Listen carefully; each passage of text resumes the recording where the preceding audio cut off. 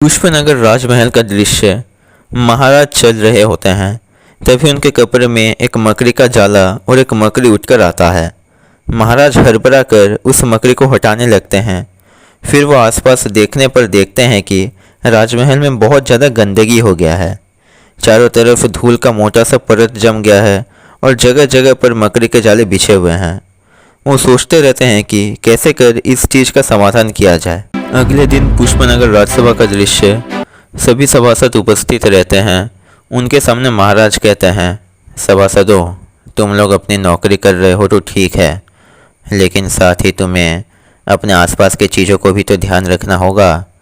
तुम लोग हर दिन इस महल में आकर राज्यसभा में बैठते हो, लेकिन क्या तुम सबको यहाँ की इतनी गंदगी नहीं दिखती? इतने धूल में तो मेरा ये प्यारा सा राज्यसभा अपने चमक खो बैठा है। मंत्री उत्तर देता है, महाराज, ये काम आप विनोद को ही दे दीजिए, वो ये सब साफ सफाई का काम अच्छे तरीके से कर लेगा। महाराज कहते हैं, नहीं, बस विनोद नहीं, मैं ये काम तुम सबको देता हूँ। मैं चाहता हूँ जैसे सभा के कोने कोने का मैल और ना रहे। अगले दिन पंडित आकर सभा की दीवारों पर पानी छिड़कने लगता है। पानी जमीन पर भी गिर रहा था। महाराज आकर ये देखते हैं। फिर वे आगे बढ़ रहे होते हैं कि उस समय पानी से फिसल कर ऐसे गिरते हैं कि वो पंडित को दंड देने ही वाले थे कि पंडित भाग जाता है। ऐसे कर और भी सभासद अन्य उपाय प्रयोग करते हैं, परंतु निराश रहते हैं। अब आती है विनोद की बारी।